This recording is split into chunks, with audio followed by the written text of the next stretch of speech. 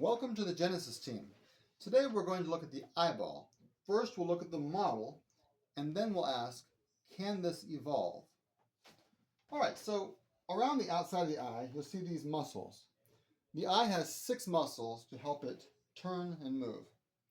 My favorite is the superior oblique.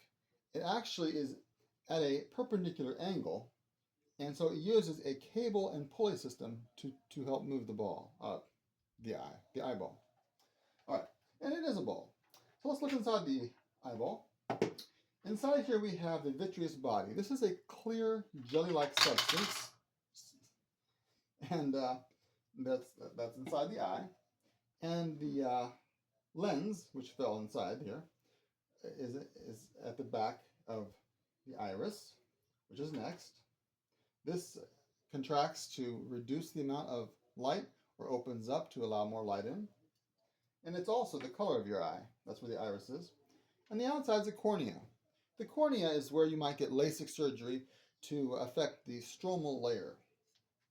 All right, so, and also the back is where the retina is, and all of the light recepting cells are back here.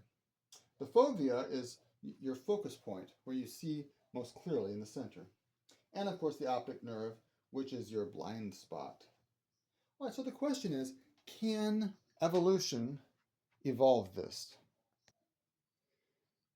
All right, so on the right side of your screen, you'll see a photosensing cell.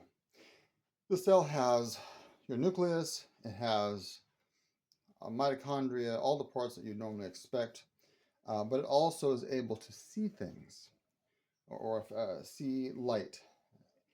And this is very interesting because an evolutionist will say, well, you know, this mutation caused a clump of cells that on your skin that cast a shadow, and that shadow was noticed by photorecepting cells. Well, I then ask the question, where those photorecepting cells come from?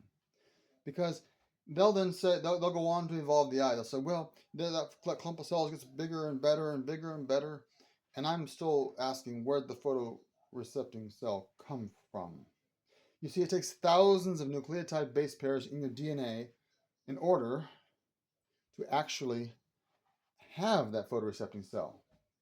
And so we got to answer the question where the cones and rods actually came from.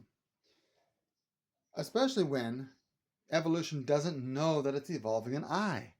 And mutations cause, according to the Cleveland Clinic, 7,000 diseases, which means that there's a lot of bad mutations out there. The mutations could evolve in the right direction or the wrong direction. So the eye may never actually evolve. But despite all these impossibilities, in the evolutionary tree, eyes had to evolve 40 to 60 different times. And that's not possible. And what's even more interesting is that it only happens in the animal kingdom. Plants have photorecepting cells, and yet plants have never developed an eyeball. So this impossible thing happened 40 to 60 times in the animal kingdom, never once in the plant kingdom. And another problem is that trilobites have eyes, and they're in the Cambrian layer of the geologic column. What did they evolve from? And the answer is nothing. So it's obvious that God created the world, and God created your eyes. And it's a wonderful blessing that we can see things. Thanks for watching the Genesis team.